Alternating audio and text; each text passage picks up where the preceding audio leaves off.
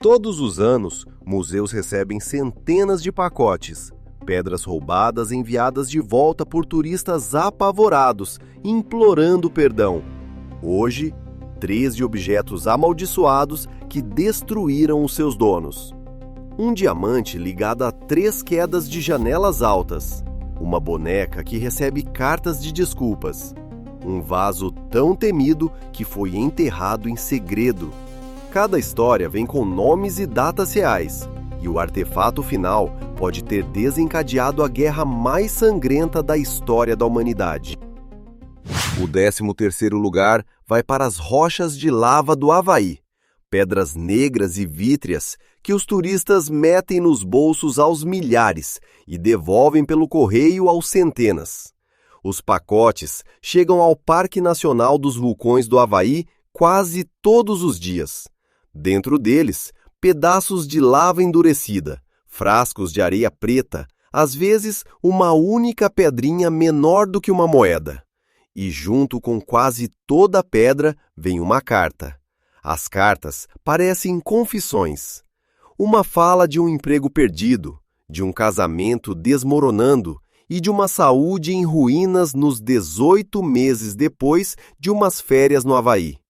Outra lista, um acidente de carro, uma casa inundada e uma pena partida, e implora aos guardas que coloquem a pedra exatamente no lugar de onde ela veio. A equipe do parque tem um nome para essas entregas: Pedras de Arrependimento. Elas chegam de todos os continentes, às vezes décadas depois do furto, embrulhadas em plástico bolha e culpa. Segundo a tradição havaiana, as ilhas pertencem à Pele, a deusa dos vulcões e do fogo, que vive na cratera incandescente do Kilauea.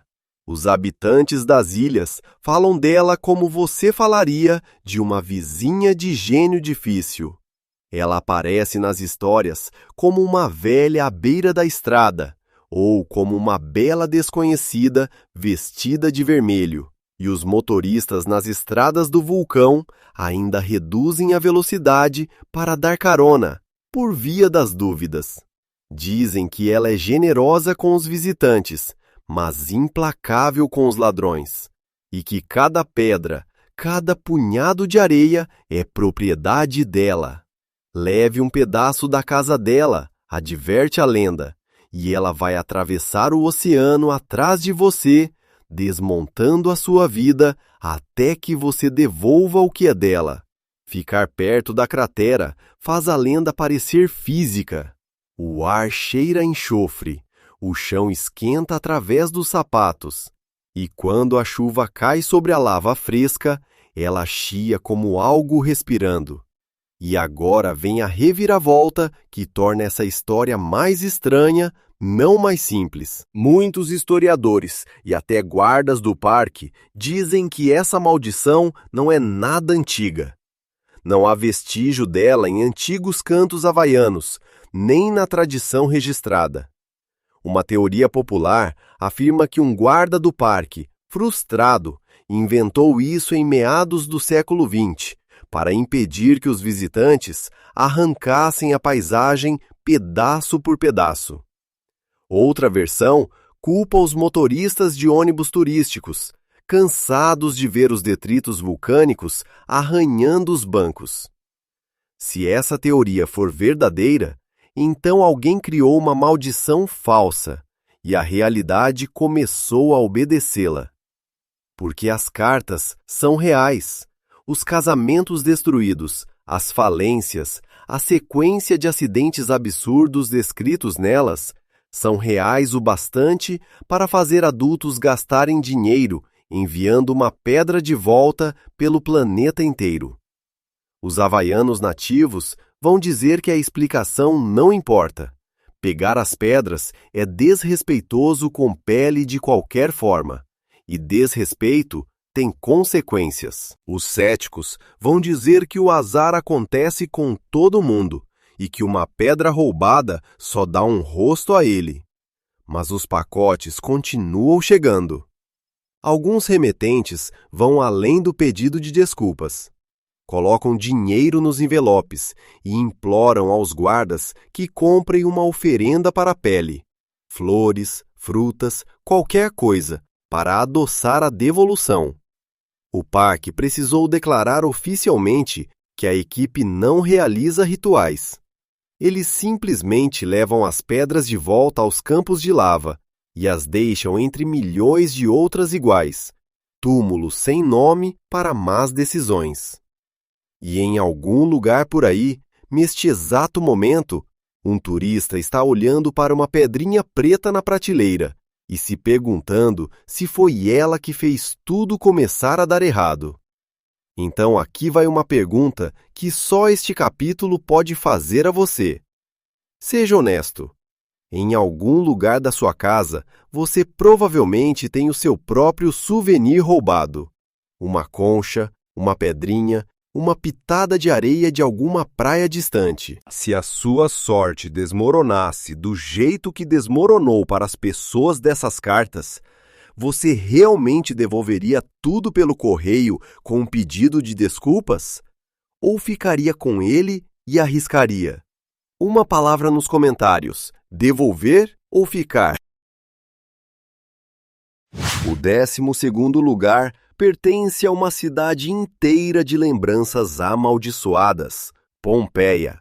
Quando Vesúvio entrou em erupção no ano 79, sepultou a cidade romana sob metros de cinzas em brasa e congelou tudo no tempo.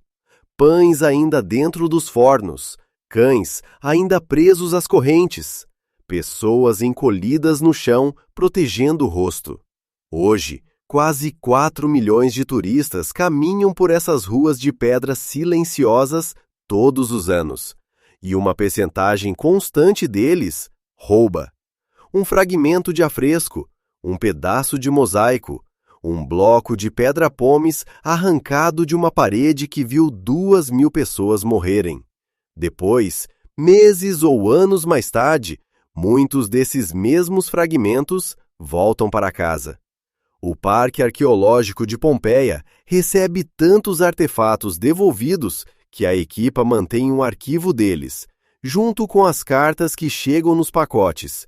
E essas cartas arrepiam. Os visitantes descrevem o mesmo padrão vezes sem conta. Estava tudo bem até a lembrança entrar em casa. E então, a vida começou a apodrecer. O caso mais famoso é o de uma canadiana que assinou a carta simplesmente como Nicole. Em Jovem Turista, ela levou 2 ladrilhos de mosaico, pedaços de uma ânfora e um fragmento de parede de cerâmica. 15 anos depois, enviou tudo de volta pelo correio. Nesse período e meio, escreveu ela, tinha passado por 2 episódios de cancro e por problemas financeiros devastadores, e tinha se convencido de que as peças roubadas carregavam aquilo a que chamou energia negativa. Era jovem e estúpida, dizia a carta. Não queria mais nada de Pompeia dentro da sua casa. Os responsáveis do parque confirmaram que o caso dela era um entre centenas de devoluções desse tipo ao longo de décadas. Tantas que o fenômeno ganhou uma fama discreta entre os funcionários. E é aqui que começam as teorias. O lado racional diz que é a culpa que faz o trabalho. Roubas de uma vala comum, sentes-te sujo por isso, e cada desgraça depois acaba atribuída ao crime que tens na estante. Mas há uma leitura mais sombria, e muita gente acredita nela. Pompeia não é uma ruína qualquer.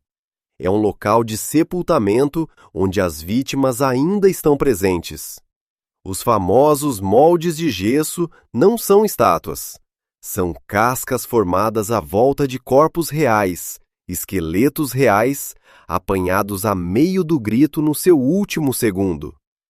Caminhar ali, ao calor da tarde, com poeira na língua e o cheiro da pedra quente no nariz, é atravessar um cemitério que nunca foi consagrado, nunca foi encerrado, nunca teve permissão para descansar.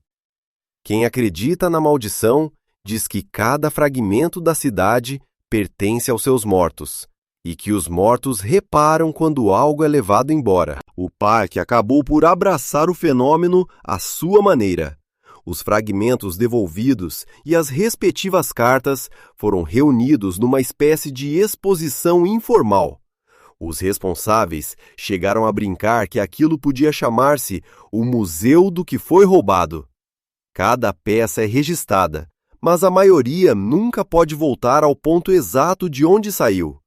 Uma vez arrancado do contexto, um artefacto perde para sempre a sua voz científica, que é, dirão os arqueólogos, a única maldição em que acreditam oficialmente. Aceite-se ou não a versão mais sombria, há um detalhe difícil de ignorar. O parque podia simplesmente guardar os objetos devolvidos em silêncio e não dizer nada. Em vez disso, as cartas continuam a acumular-se, sem pedido, sem pagamento, sem pressão, vindas de estranhos em diferentes continentes que nunca se conheceram, e ainda assim descrevem o mesmo peso invisível a entrar nas suas vidas. Uma cidade que morreu aos gritos, ao que parece, não entrega os seus ossos com delicadeza. 11º na contagem regressiva está sozinho na beira de uma floresta sueca. Um bloco áspero de granito, mais alto do que qualquer homem, talhado há cerca de 14 séculos. Ele se chama Pedra Rúnica de Björketorp e é uma das pedras rúnicas mais altas do mundo, erguendo-se a mais de 4 metros contra o céu cinzento da Escandinávia. Outras 2 pedras maciças ficam ao lado dele, formando um círculo silencioso no meio do Urze. Elas estão em branco, só uma pedra fala, e o que ela diz não é um memorial, não é uma exaltação, não é o nome de um rei, é uma ameaça. Gravada no futarque antigo, o alfabeto rúnico mais antigo, a inscrição diz: Eu, mestre das runas, oculto aqui runas de poder, incessantemente atormentado pela maleficência, condenado a uma morte insidiosa, está aquele que quebrar este monumento. Esse texto foi traduzido, conferido e reconferido por gerações de estudiosos, e seu significado não é realmente motivo de disputa. Alguém, no século VII, passou semanas de trabalho brutal martelando uma sentença de morte no granito. Uma maldição feita para sobreviver ao próprio autor por 1000 anos. E funcionou. A pedra nunca foi removida. Aqui está a parte estranha. Os arqueólogos não encontraram nenhuma sepultura sob ela. Pedras rúnicas desse tipo normalmente guardam um enterro, mas as escavações ao redor de Björketorp não revelaram nada, nem ossos, nem câmara, nem tesouro. Seja lá o que as runas de poder estejam protegendo, isso nunca foi encontrado, e essa ausência alimenta teorias há mais de um século. Alguns pesquisadores acreditam que o local era uma fronteira de culto, um limite entre o mundo dos vivos e algo que os talhadores queriam manter dentro, ou fora. Outros suspeitam que a sepultura seja simplesmente mais profunda, ou esteja em outro lugar, escondida justamente porque a pedra chama atenção para o ponto errado, uma isca com dentes. Para aumentar o desconforto, Björketorp não está sozinha. A poucos quilômetros dali fica a pedra de Stentoften, gravada com quase a mesma fórmula de maldição, palavra por palavra. Como se um único mestre rúnico ou uma única escola deles tivesse semeado a região com avisos. 2 pedras, uma ameaça, e o que quer que elas guardem entre si permaneceu oculto por 14 séculos. A lenda local acrescenta um corpo à história. Diz a tradição que há muito tempo um fazendeiro decidiu que a pedra atrapalhava uma boa terra e resolveu derrubá-la. O dia em que ele veio buscá-la estava parado, sem vento, Ele empilhou madeira ao redor da base, planejando aquecer o granito e rachá-lo. No instante em que acendeu o fogo, uma tempestade súbita rasgou-se ao calmo, e um raio o matou na hora, incendiando seus cabelos, enquanto as chamas ao redor da pedra se apagavam como se tivessem sido sufocadas. Depois disso, a pedra foi deixada em paz, para sempre. Fique ali hoje, e você entende por que a história pegou. A floresta é silenciosa de um jeito que parece calculado. O musgo sobe pelo granito como dedos lentos. O ar tem gosto de chuva e ferro frio. E as linhas entalhadas, ainda nítidas depois de 14 séculos, capturam a luz ao entardecer, como se tivessem sido cortadas ontem. A Suécia moderna construiu estradas, fazendas e cidades em todos os cantos de Blekinge. Mas este lugar continua intocado, o monumento permanecendo exatamente onde um mestre rúnico sem nome fincou seu aviso. Os céticos chamam a história do raio de folclore, e provavelmente estão certos. Mas repare no que ninguém jamais fez. Em 14 séculos de reis cristãos, fazendeiros ávidos por terra e arqueólogos curiosos, ninguém quebrou a pedra. Mude o idioma que for, morram os deuses que morrerem. Uma mensagem foi recebida alto e claro por cada geração que tocou aquela clareira. Algumas palavras são gravadas em pedra porque foram feitas para ser obedecidas. O número 10 é pequeno o suficiente para caber no bolso de um casaco, e a lenda diz que esvaziou 4 casas de família. A mulher de Lembe é uma figurinha de calcário pálido, talhada em Chipre há cerca de 5.500 anos. Uma forma feminina abstrata, sem rosto, muito provavelmente um ídolo da fertilidade de uma aldeia que desapareceu antes mesmo de existir a escrita. Desenterrada perto do povoado de Lembe, no fim do século XIX, ela deveria ter sido apenas mais um artefato empoeirado numa vitrine. Em vez disso, ganhou um apelido que os museus normalmente não distribuem: a deusa da morte. A história ligada a ela é esta. O primeiro dono moderno da estátua foi um nobre chamado Lord Elfont, e em apenas 6 anos depois de levá-la para casa, 7 membros da sua família estavam mortos. A figurinha passou para um colecionador chamado Ivor Manucci. A casa dele seguiu o mesmo destino. Depois veio um Lord Thompson Noel, cuja família encontrou o mesmo fim. O quarto proprietário, Sir Alan Beaverbrook, morreu junto com a esposa e as 2 filhas. A essa altura, o padrão já era impossível de ignorar, e os filhos sobreviventes de Beaverbrook não queriam nada com a pequena mulher pálida. Eles a entregaram ao Museu Real da Escócia, em Edimburgo, e a lenda afirma que a maldição ainda fez uma última reverência. O primeiro curador a tocar diretamente na estátua morreu em menos de 1 ano. Desde então, diz a história, nenhuma mão nua voltou a tocá-la. Ela espera atrás do vidro, branca como giz e em silêncio, com o rosto vazio, apontado para quem se inclina para olhar. Esta é uma das histórias de maldição mais repetidas do mundo. E agora vem o verdadeiro mistério.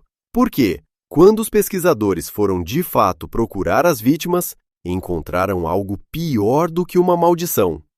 Não encontraram nada. Nenhum Lord Elfont nos registros da nobreza britânica. Nenhum Manucci, nenhum Thompson Noel, nenhum Sir Alan Beaverbrook. Nenhum documento do museu confirmando a morte de um curador. E nenhum rastro documental claro sobre a posse inicial da estátua. Supostas linhagens aristocráticas inteiras apagadas, e a história não guarda memória de nenhuma delas. Isso nos deixa com 2 possibilidades, e ambas são perturbadoras. A primeira: a história é uma invenção, provavelmente nascida em alguma antologia de bolso sobre o paranormal no século XX.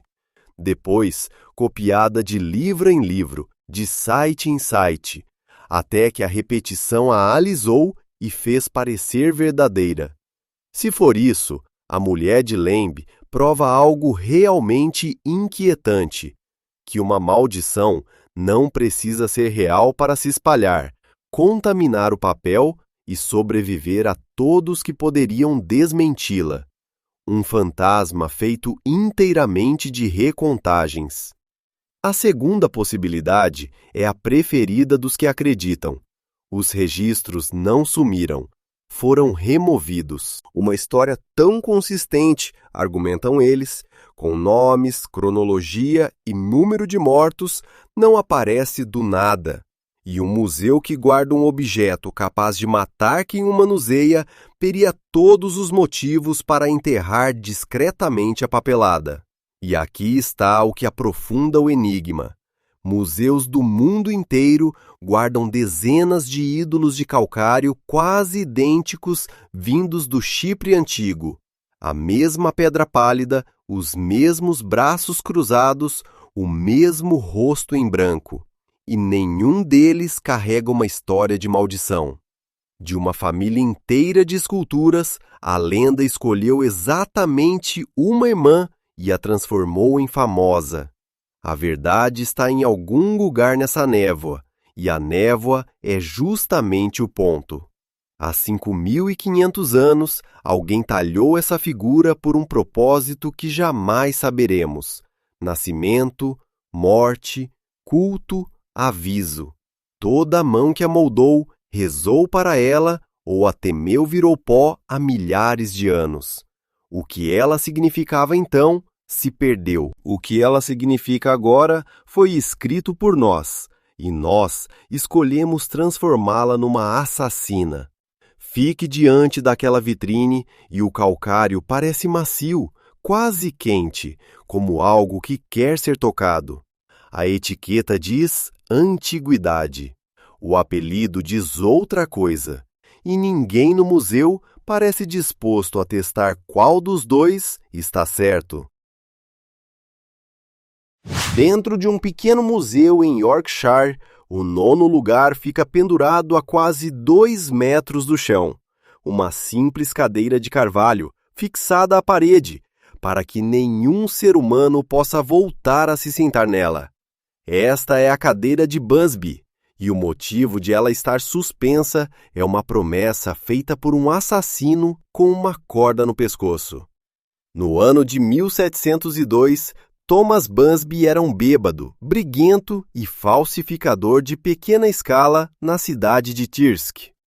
Ele trabalhava com o sogro, Daniel Alt, falsificando moedas, até que os dois se desentenderam.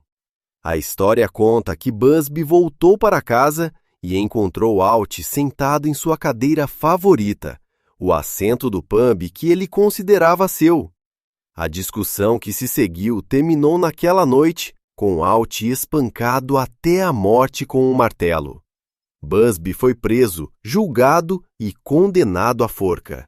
No caminho para a forca, recebeu um último pedido: uma derradeira bebida em sua taverna de sempre, na sua cadeira de sempre. Ele esvaziou o copo, se levantou e, segundo a lenda, pronunciou as palavras que sobreviveriam a ele por 3 séculos.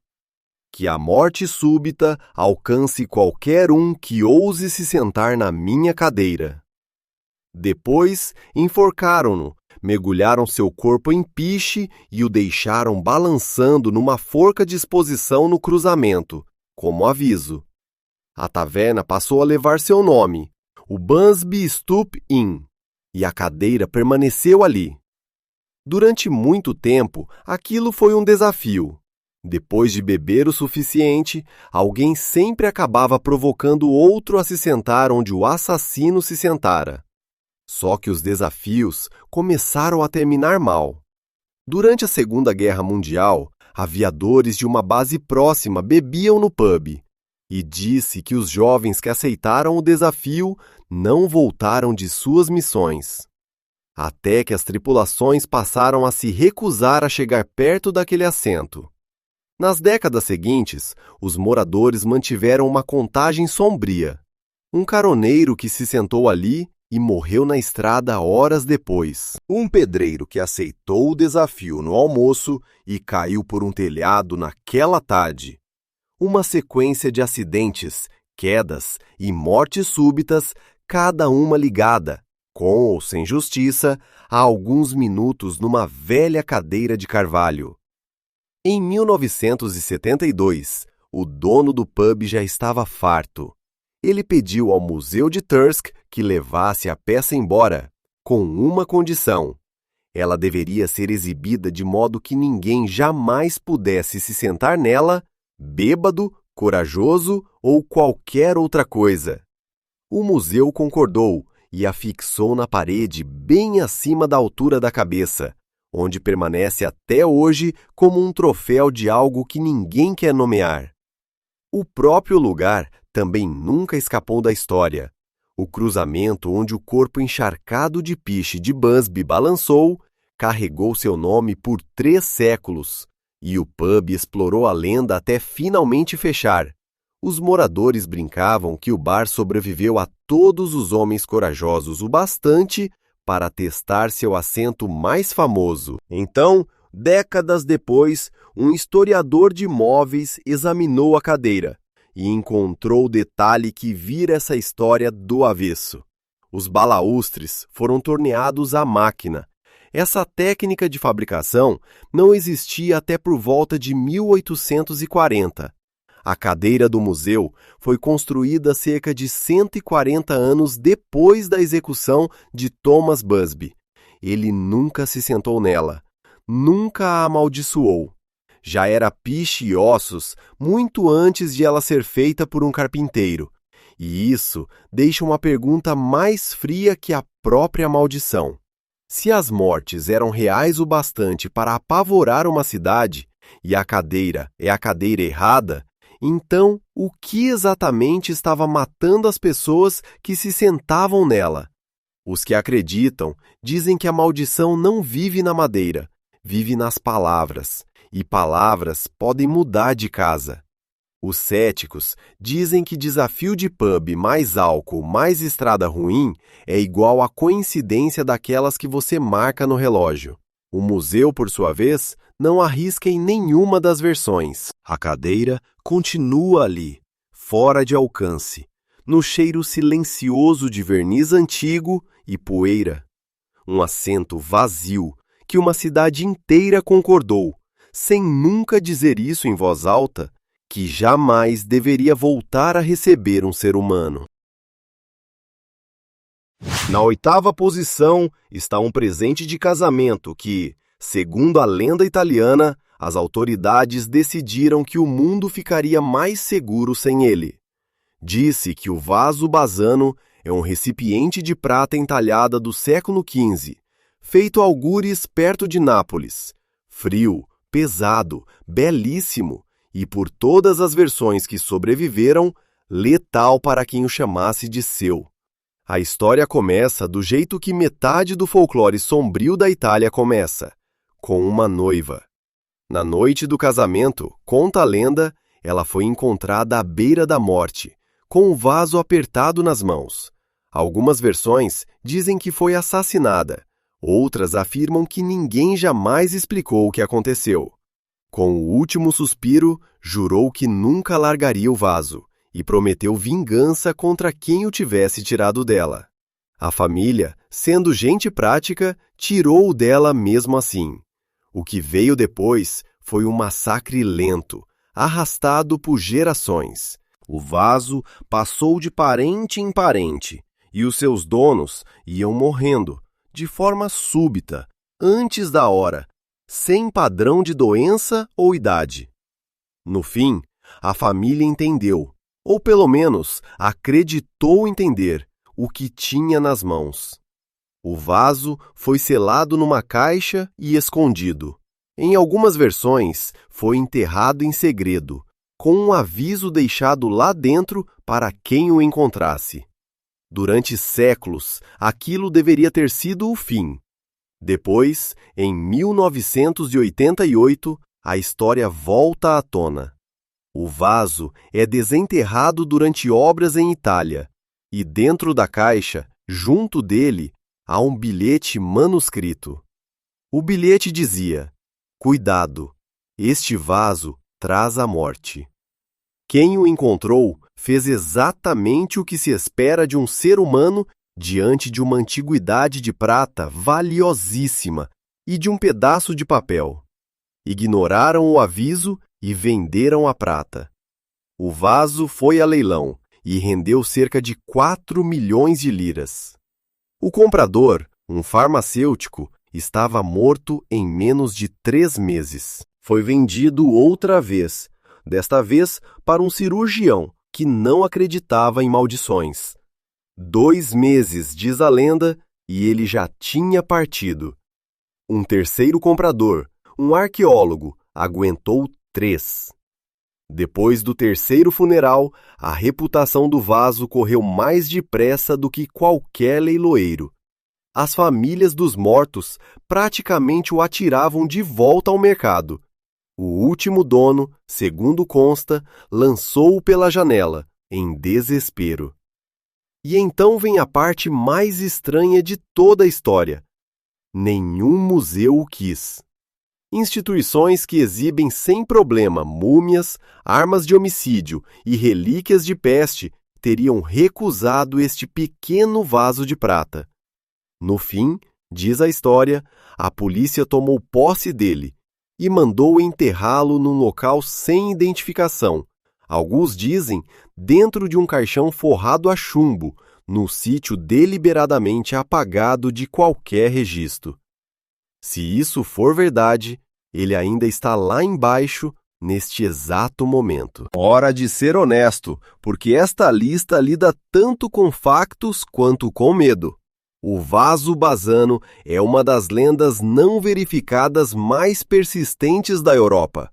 Nunca apareceu qualquer registro de leilão, nenhum atestado de óbito foi associado, nenhuma fotografia foi confirmada. Os céticos dizem que tudo nasceu num tabloide e foi polido por décadas de repetição. Os crentes respondem com uma pergunta simples: se as autoridades enterraram um objeto num local secreto precisamente para que nunca fosse encontrado, que registros você esperaria ver? A armadilha elegante desta história é essa: a ausência de provas já vem embutida no enredo, e os detalhes do enterro recusam-se a comportar-se como ficção comum. A versão mais repetida especifica um caixão forrado a chumbo, a mesma proteção usada para resíduos radioativos, escolhida por pessoas que, ao que tudo indica, queriam mais do que terra entre a prata e os vivos. Ninguém inventa precauções técnicas tão banais para um monstro que sabe ser imaginário. Mas, se arrancarmos todas as mortes impossíveis, ainda sobra uma imagem, e é essa imagem que mantém a lenda viva. Em algum momento, alguém selou uma fortuna em prata dentro de uma caixa, escreveu com a própria mão: "Cuidado, este vaso traz a morte", e enterrou-a no chão. As pessoas não enterram um tesouro com aviso de perigo por nada. Seja o que for que viram, seja o que for que perderam, acreditaram o suficiente para entregar o vaso à terra. E a terra, se a versão da polícia for verdadeira, foi encarregada de guardá-lo para sempre. No ano de 1785, o arado de um agricultor, num campo inglês, desenterrou a nossa 7ª posição. Um enorme anel de ouro que talvez tenha arrastado para a vida real uma maldição romana de verdade, entrando assim na fantasia mais famosa do mundo. O anel por si só já impressiona. 12 gramas de ouro, tão grande que mal cabe num polegar humano, provavelmente usado por cima de uma luva. No engaste, há a imagem da deusa Vênus, e ao longo da haste corre uma inscrição latina tosca. Senicianos, vive bem em Deus. Uma bênção cristã, gravada por uma mão romana no século IV. Durante décadas, foi apenas uma curiosidade na coleção de uma propriedade rural chamada Devine. Ninguém o ligava a nada, até que arqueólogos, a 130 quilômetros dali, num lugar chamado Lydney, escavaram as ruínas de um templo romano dedicado a um deus obscuro chamado Nodens. Entre as oferendas, encontraram uma pequena folha de chumbo, do tipo que os romanos usavam para apresentar queixas oficiais aos deuses. Essas tabuletas de maldição eram coisa séria no mundo romano. Escrevia-se a reclamação, nomeava-se o inimigo e pregava-se o ódio à parede de um templo para que a divindade tratasse do assunto.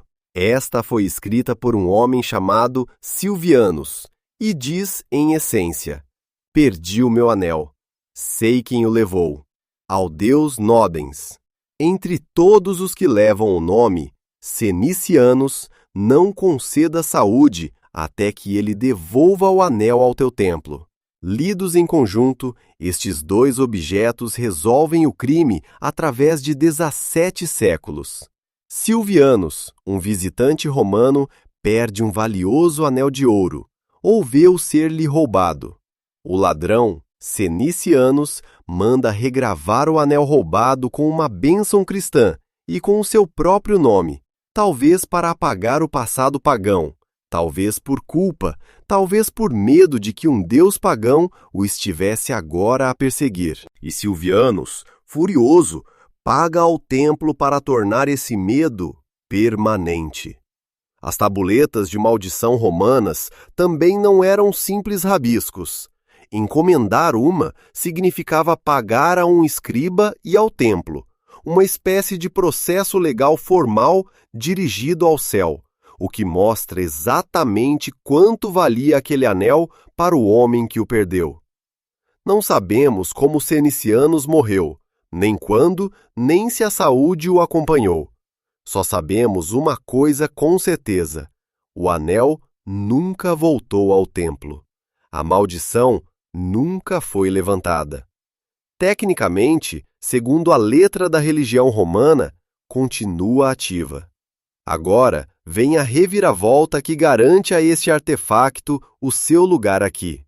Em 1929, o arqueólogo Mortimer Wheeler trabalhava nos achados do templo de Lydney e precisava de ajuda com a etimologia do estranho deus Nodens.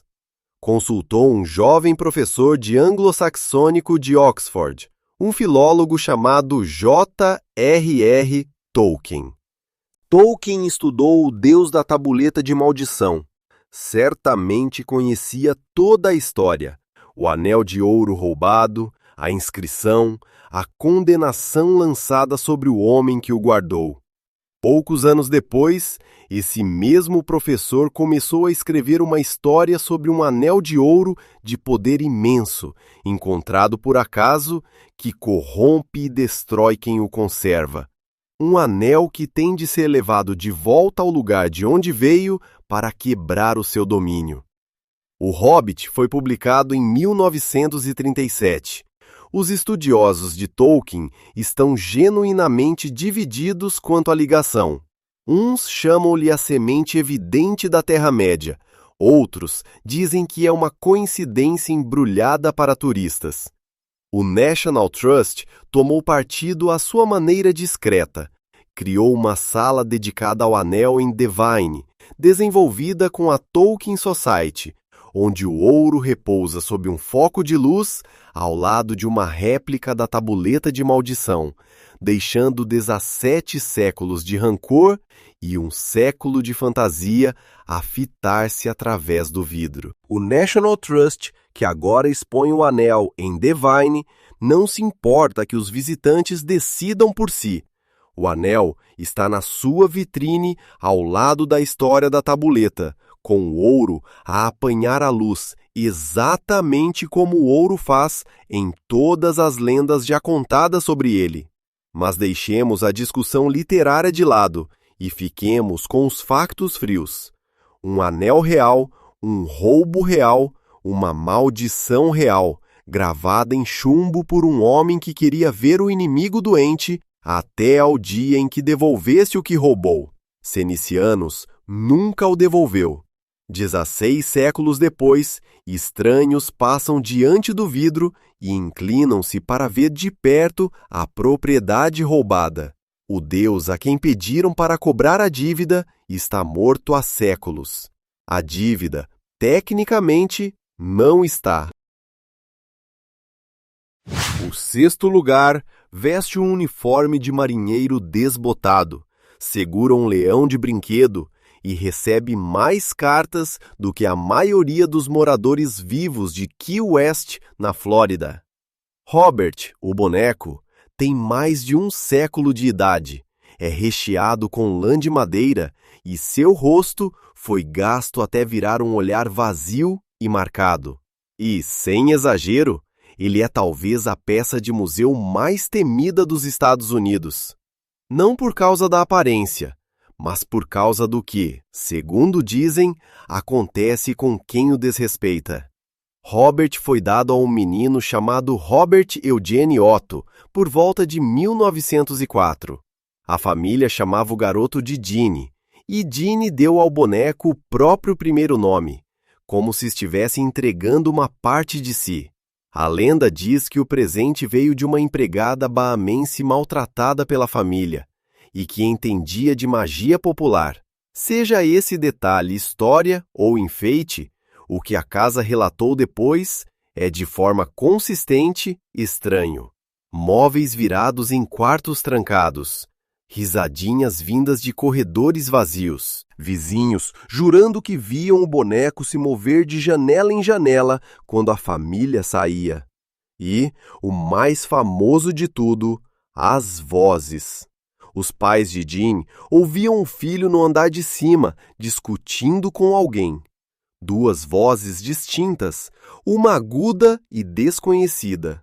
E, quando algo quebrava e a culpa precisava ser atribuída, o menino sempre dava a mesma resposta. Foi o Robert. A maioria das crianças abandona amigos assim. Jean nunca abandonou.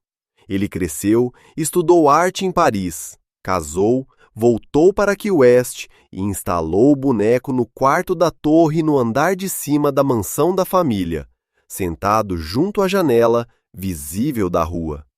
Dizem que a esposa o odiava e implorava para que ele se livrasse dele.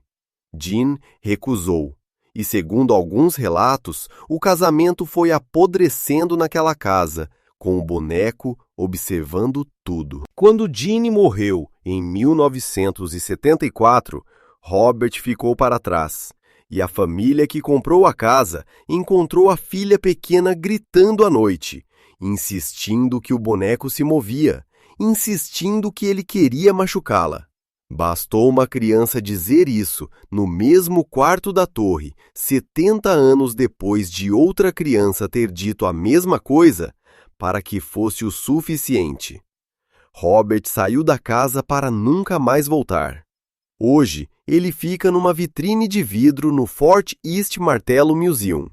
E a equipe aplica uma regra que você não encontra em nenhum outro museu do país. Antes de fotografar Robert, você precisa pedir permissão, educadamente, em voz alta. Se ele não gostar, dizem, você vai sentir. E se você rir, tirar a foto mesmo assim e sair andando, é aí que as cartas começam. Elas chegam do mundo inteiro, centenas e centenas, e o museu as expõe ao redor da vitrine como troféus. O padrão quase não muda. Querido Robert, eu zombei de você, e desde aquele dia minha vida desmoronou. A câmera que morreu naquela tarde, o acidente de carro no caminho de volta, os papéis do divórcio, o emprego perdido, a doença sem diagnóstico. Por favor, Robert, eu sinto muito. Por favor, devolva minha vida. Adultos feitos, Advogados, soldados, céticos que foram lá para debochar, escrevendo cartas de desculpa para um boneco de pano, porque qualquer coisa que tenha acontecido depois da visita os assustou mais do que a vergonha jamais assustaria. A equipe, por sua vez, trata a peça como se fosse um colega. Os funcionários cumprimentam Robert quando abrem pela manhã e se despedem dele ao fechar. Visitantes deixam doces e pequenos brinquedos na base da vitrine, como quem deixa flores no altar.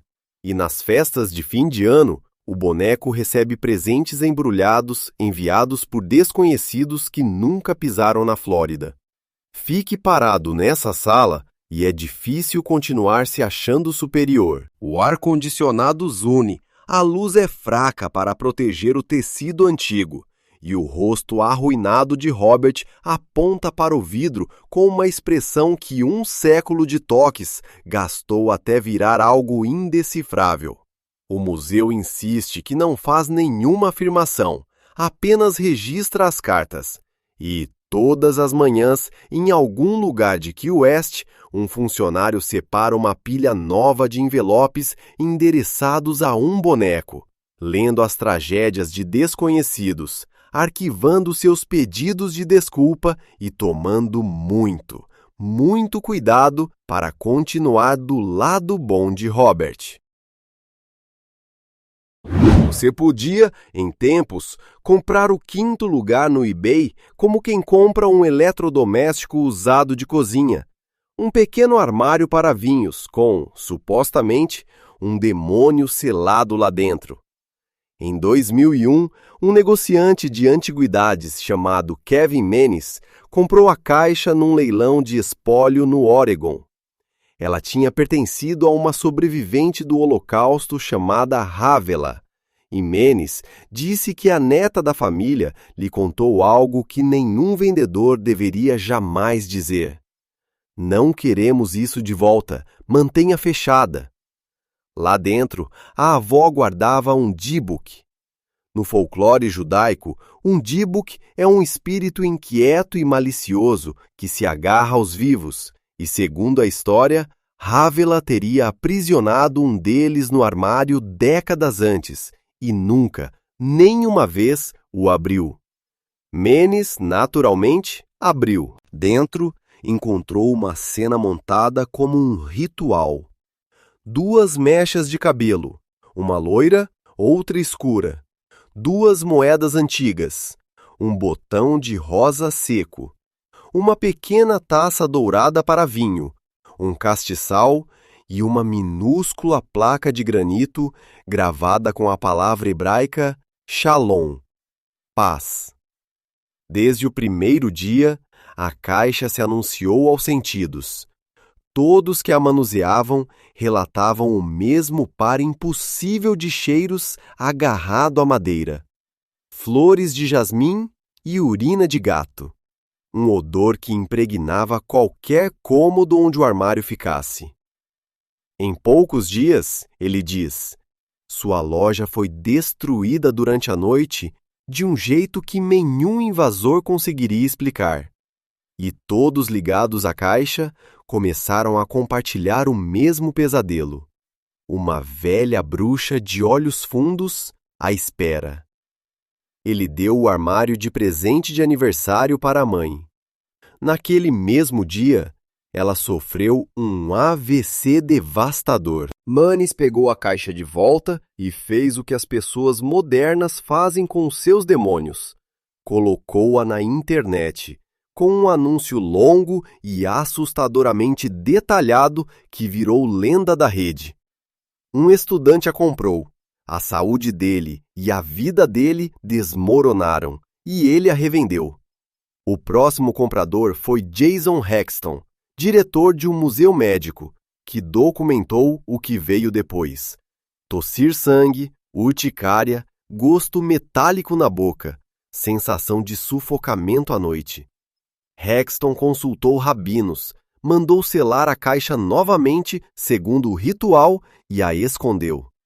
Hollywood apareceu mesmo assim. O filme The Possession, lançado em 2012, é baseado nesse anúncio. Com o tempo, a caixa foi parar onde coisas assim acabam indo. No Haunted Museum de Zach Bagans, em Las Vegas, exposta como o objeto mais assombrado do mundo. E em 2018, ela colidiu com uma celebridade.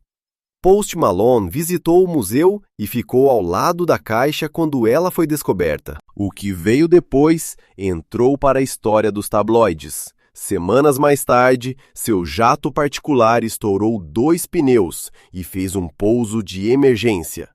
A antiga casa dele foi alvo de assaltantes armados. O carro dele ficou destruído num acidente. O próprio Malone culpou publicamente a D-Book Box. E ele estava só meio brincando. No Museu de Las Vegas, o armário ganhou um tratamento VIP ao contrário. Fica em sua própria sala escura, os visitantes assinam termos de responsabilidade antes de entrar e a equipe conta casos de pessoas que desmaiaram, choraram ou saíram no meio da visita depois de chegar perto demais. Então, em 2021, a história explodiu. Kevin Menes deu uma entrevista e confessou: ele inventou tudo. O passado da caixa, a neta, o D-Book. Escrita criativa, disse ele, embrulhada em torno de um armário de vinho comum. A caixa assombrada que gerou uma franquia de filmes e virou peça central de museu era, nas palavras do próprio criador, uma obra de ficção. Caso encerrado, exceto por um problema. A confissão explica a origem da história. Não explica o AVC, o sangue, a urticária, os pesadelos relatados por pessoas que compraram a caixa, umas das outras com anos de intervalo. Nem o fato de que Hexton, um profissional da área médica, sustenta cada sintoma. Os crentes agora defendem algo mais estranho do que a lenda original, que milhares de pessoas acreditando num demônio podem ter criado uma entidade alimentada não pelo mal antigo, mas pela pura atenção coletiva. Os céticos chamam isso de bobagem em cima de bobagem. A própria caixa não opina. Ela fica em Las Vegas sob vidro, madeira da cor do mel seco, guardando 2 mechas de cabelo e a palavra paz. Uma mentira que feriu pessoas mesmo assim, o que talvez seja a definição mais honesta de maldição que alguém já escreveu. O 4º lugar pesa 67,5 quilates e tem a cor de um cano de arma. O Black Orlov é um dos maiores diamantes negros da Terra e, segundo a lenda, nunca deveria ter pertencido a ninguém. A história começa na Índia, onde a pedra, então um diamante bruto de quase 200 quilates, teria sido incrustada como um olho numa estátua do deus Brahma, num santuário perto de Pondicherry. Um monge a arrancou dali e a roubou. Desde o momento em que o deus perdeu o olho, conta a história, a pedra passou a carregar aquele olhar consigo, e todo aquele que reivindicava o olho de Brahma como propriedade acabava descobrindo, da forma mais brusca possível, que aquilo não lhe pertencia. O rastro documentado reaparece em 1932, quando um negociante de diamantes chamado J.W. Paris levou a pedra para os Estados Unidos. Em poucos meses, Paris subiu ao topo de um arranha-céu em Manhattan e se atirou. Nos anos seguintes, o diamante passou pelas mãos de 2 princesas russas emigradas, Nadia Vigin Orlov, que deu seu nome à pedra, e Leonila Galitsini Bariatinsky. Segundo os relatos, ambas tiveram o mesmo fim nos anos 1940, um salto de um prédio. 3 donos, 3 quedas. Nos anos 1950, o Black Orlov já tinha uma reputação que nenhum comerciante de gemas podia ignorar. Então, um deles decidiu operar a própria maldição. O negociante Charles Winson comprou a pedra e mandou cortá-la em 3 partes separadas, na teoria de que aquilo que vivia dentro do diamante não sobreviveria se fosse dividido. O maior fragmento, o corte almofada de 67,5 quilates, foi montado numa broche cercada por mais de 100 pequenos diamantes brancos e depois pendurado numa gargantilha, como se vestir o olho com luz suficiente pudesse mantê-lo em paz. Winston viveu. Os donos que vieram depois dele também. A maldição, como gostam de dizer os joalheiros, foi quebrada pelo corte. Desde então, a pedra já foi exibida no Museu Americano de História Natural e usada no tapete vermelho do Oscar, brilhando, fotografada, inofensiva. Um proprietário moderno chegou a admitir que passou os primeiros dias com o diamante esperando que algo desse errado, conferindo as notícias, tomando cuidado nas escadas. Nada aconteceu, disse ele, embora tenha confessado que nunca deixou de se perguntar se a pedra tinha acabado ou apenas estava esperando. Os joalheiros que manusearam a pedra descrevem como o carbonado é estranho em comparação com um diamante comum. Poroso, fosco, estranhamente leve para o tamanho, frio contra a pele como uma pedra de rio. Uma pedra que bebe a luz em vez de devolvê-la.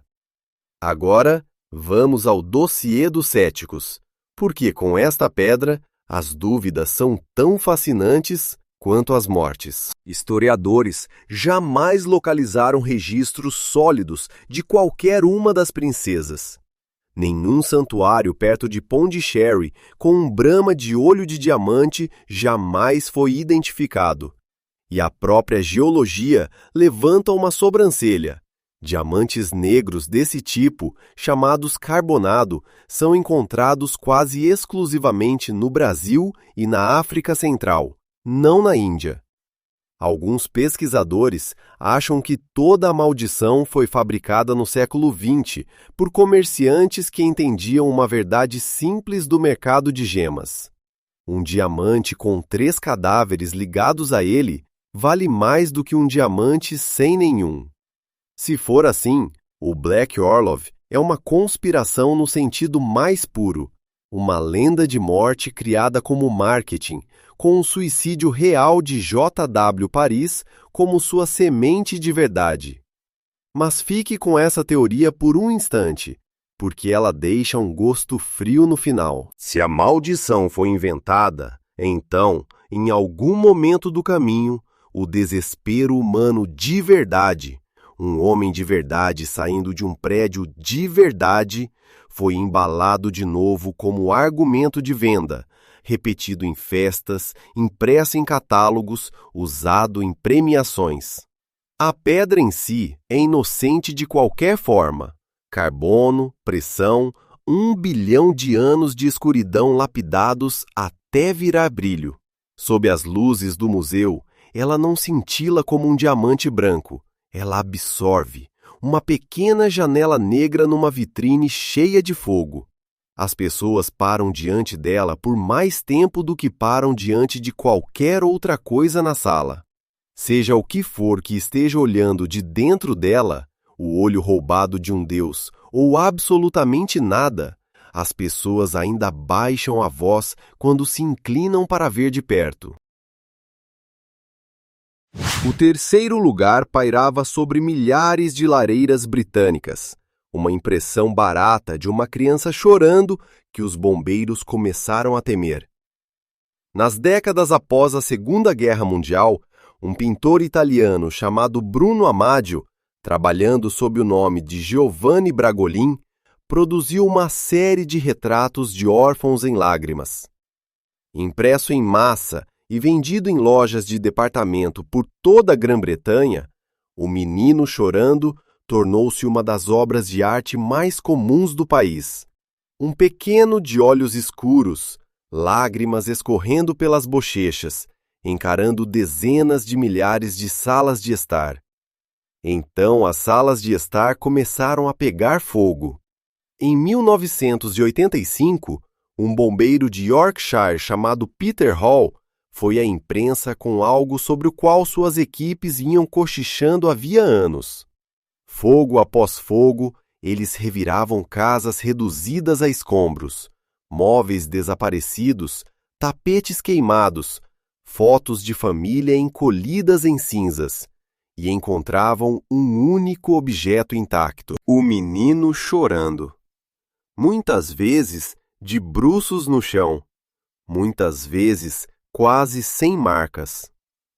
O estopim foi pessoal. A casa do próprio irmão de Hall tinha queimado e a impressão sobreviveu. O The Sun publicou a história com a manchete "A maldição em chamas do menino chorando", e a Grã-Bretanha enlouqueceu. Cartas chegaram aos montes, leitores relatando seus próprios incêndios, suas próprias impressões sobreviventes, suas próprias sequências de desgraças desde o dia em que a imagem entrou em casa. Um oficial do Corpo de Bombeiros, chamado Alan Wilkinson, revelou que havia registrado pessoalmente cerca de 50 incêndios em casas com um menino chorando ao longo dos anos. Ele não acreditava em maldições, mas muitos de seus colegas, em silêncio, se recusavam a ter a imagem perto de suas próprias casas. Lendas floresceram para preencher o vazio. A mais popular dizia que o modelo era um órfão espanhol chamado Dom Bonilo, um menino que sobreviveu a um incêndio que matou os pais e foi seguido pelo fogo por onde quer que passasse, até morrer, ainda jovem, dentro de um carro em chamas.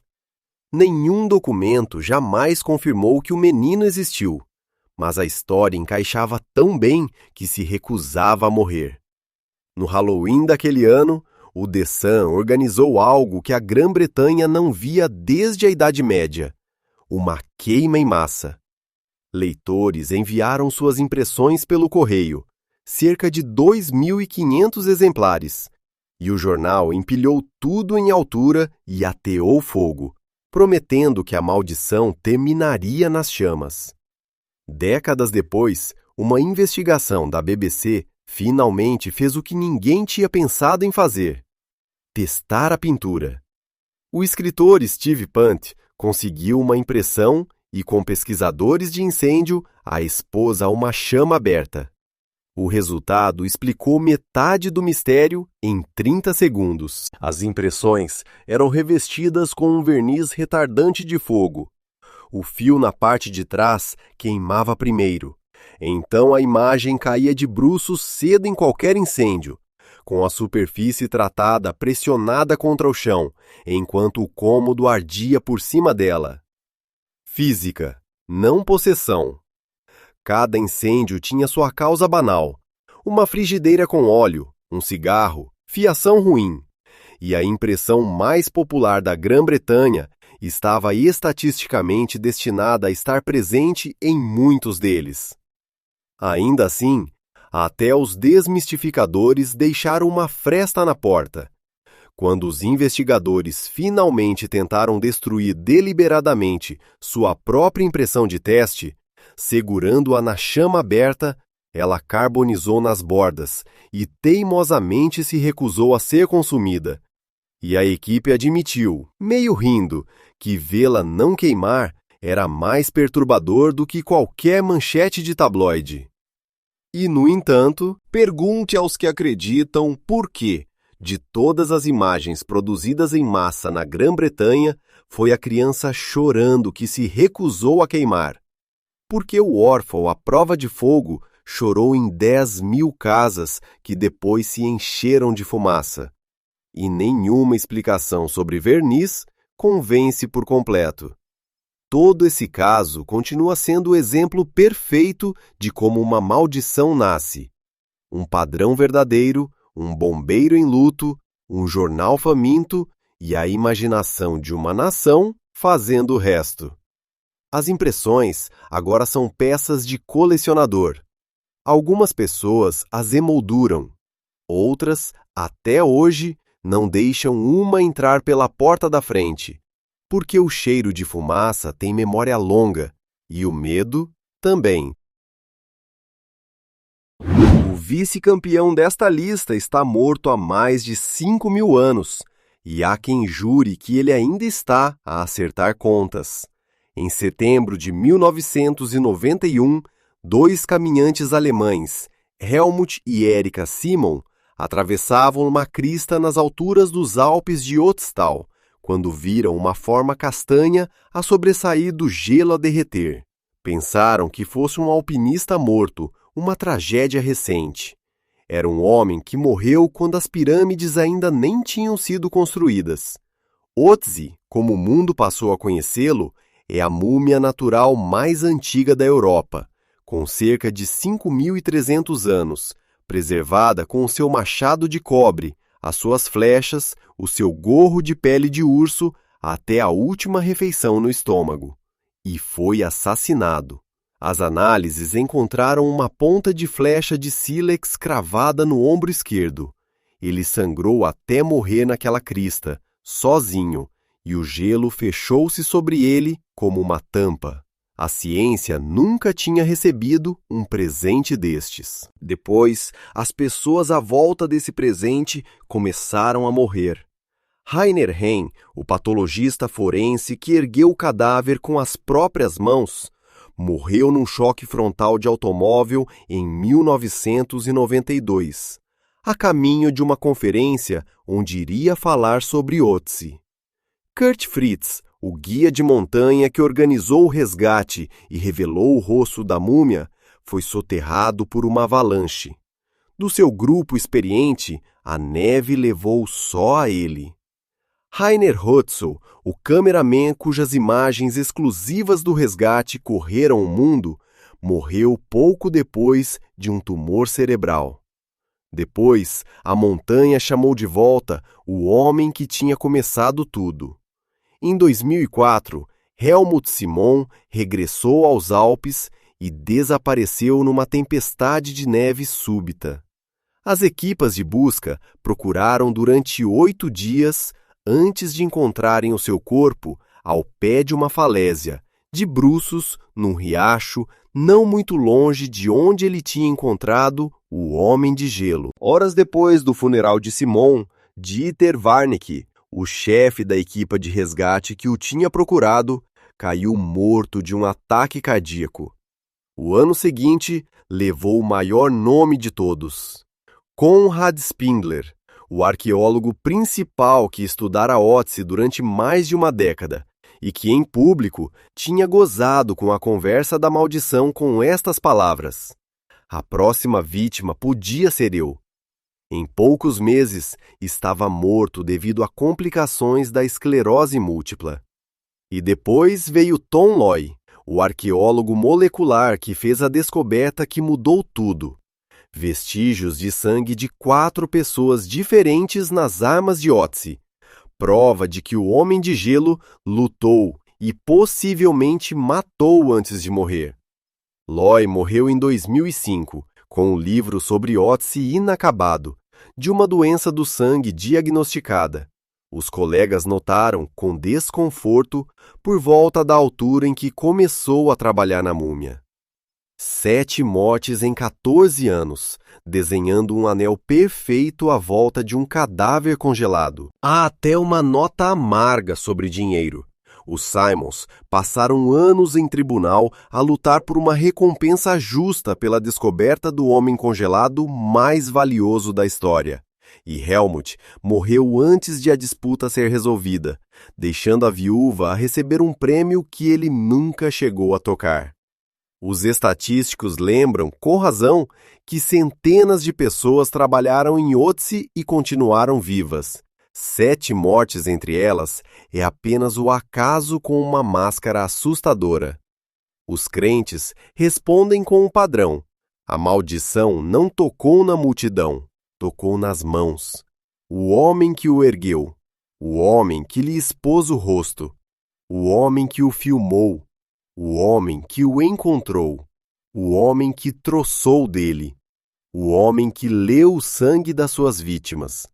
Hoje, Ötzi repousa numa câmara refrigerada em Bolzano, Itália, mantido à temperatura do glaciar que o conservou, com a umidade controlada ao 10º, visível através de uma pequena janela.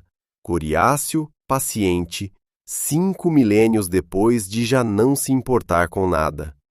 Ou assim assumimos. Falta ainda um lugar nesta lista, e o artefacto número 1 joga noutro campeonato por completo. A sua lenda não envolve uma família, uma equipa ou 7 cientistas azarados. Envolve a guerra mais mortal que a nossa espécie alguma vez travou. Se acha que sabe qual é o objeto que lidera uma lista destas, escreva já a sua aposta nos comentários e continue a ver para confirmar se acertou.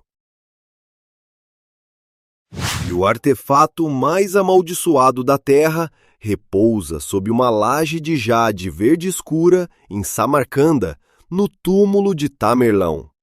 Há 6 séculos, Timur, Tamerlão para o Ocidente, ergueu um império de Delhi ao Mediterrâneo sobre uma base de crânios. Estima-se que suas campanhas tenham matado até 17 milhões de pessoas, uma parcela enorme de todos os vivos naquela época. As cidades que resistiam a ele viravam pirâmides de cabeças. Cronistas da época escreveram que o cheiro chegava aos viajantes antes mesmo das ruínas. Quando morreu, em 1405, foi sepultado no mausoléu de Guri Amir, sob o maior bloco de jade do mundo, e, segundo a tradição, sob um aviso. As palavras gravadas, dizem os relatos, prometiam: quando eu ressuscitar dos mortos, o mundo tremerá. Durante 500 anos, ninguém foi conferir. Então, veio junho de 1941. Stalin ordenou uma expedição científica a Samarcanda. Abrir a cripta, confirmar que o esqueleto era realmente de Timur e deixar o antropólogo Mikhail Gerasimov, o gênio soviético da reconstrução facial, refazer o rosto do conquistador a partir do crânio. Mais tarde, a equipe descreveria uma escavação que parecia resistir a eles. Os equipamentos falharam. As luzes se apagaram na câmara. E o cinegrafista da expedição, Malik Kayumov, contou uma história que repetiria, sem mudar uma palavra, pelo resto da vida. 3 homens idosos se aproximaram dele numa casa de chá em Samarcanda, carregando um livro antigo. O livro, disseram, trazia um aviso. Quem perturbar o túmulo de Timur soltará um invasor mais terrível do que o mundo jamais conheceu. Os cientistas riram. Em 20 de junho de 1941, eles ergueram a laje de jade e trouxeram o esqueleto de Tamerlão para a luz. 2 dias depois, em 22 de junho, Hitler lançou a Operação Barbarossa, a maior invasão da história da humanidade, e a União Soviética começou a sangrar numa escala que nem Timur jamais alcançou. Coincidência, obviamente. A invasão já vinha sendo planejada havia meses. Exércitos de milhões não se mobilizam por causa de uma laje de jade. Todo historiador vai te dizer isso, e eles estão certos. Mas a história não tinha acabado. A guerra tomou um rumo catastrófico, e Kayumov, agora cinegrafista na linha de frente, afirmou que conseguiu entrar numa reunião com o alto comando soviético e contou aos generais sobre os velhos, o livro, o aviso, e implorou para que colocassem Tamerlão de volta. O que está documentado é isto. Em novembro de 1942, sob o comando de Stalin, no meio da guerra mais desesperadora da história russa, quando cada avião, cada rublo, cada hora importava, o Estado soviético arrumou tempo para devolver os restos de Timur a Samarcanda e enterrá-los novamente com todos os ritos islâmicos. Um império ateu, fazendo uma pausa no meio do apocalipse para pedir desculpas a um esqueleto. Em poucos dias após o reenterro, o Exército Vermelho lançou sua contraofensiva em Stalingrado e fechou o cerco sobre o 6º Exército Alemão. o ponto de virada de toda a guerra. Da reabertura do túmulo ao reenterro, o trecho mais sombrio do século XX, enquadrado por uma laje de jade, quase no mesmo dia. Os crentes veem um conquistador que cumpriu sua promessa. Os céticos veem a coincidência mais espetacular já registrada, somada a um ditador supersticioso tentando se prevenir. O próprio Kayumov viveu até os 90 anos, foi condecorado e famoso, e nunca suavizou uma palavra do seu relato. Até as últimas entrevistas, repetia que os velhos os tinham alertado, que ele havia levado o aviso adiante na cadeia de comando e que acreditava que o reenterro tinha sido ouvido. Acredite nele ou não, ninguém jamais o pegou mudando a história. Gerasimov, por sua vez, conseguiu o que a ciência queria. O esqueleto confirmou uma perna direita manca e um braço direito atrofiado. Timur, o coxo, verificado osso por osso. E o rosto reconstruído ainda encara os livros didáticos, com maçãs no rosto como muralhas de fortaleza. O túmulo nunca mais foi aberto. Hoje, turistas entram em Guri Amir sob uma cúpula da cor de águas profundas, e até os mais barulhentos ficam em silêncio diante da pedra de jade, fria e escura como um lago congelado, com um homem lá dentro que um dia prometeu que o mundo tremeria, e por 4 anos impensáveis, tremeu. Agora é a sua vez. Entre esses 13 objetos amaldiçoados, qual deles ficaria em primeiro lugar na sua lista? Escreva nos comentários abaixo.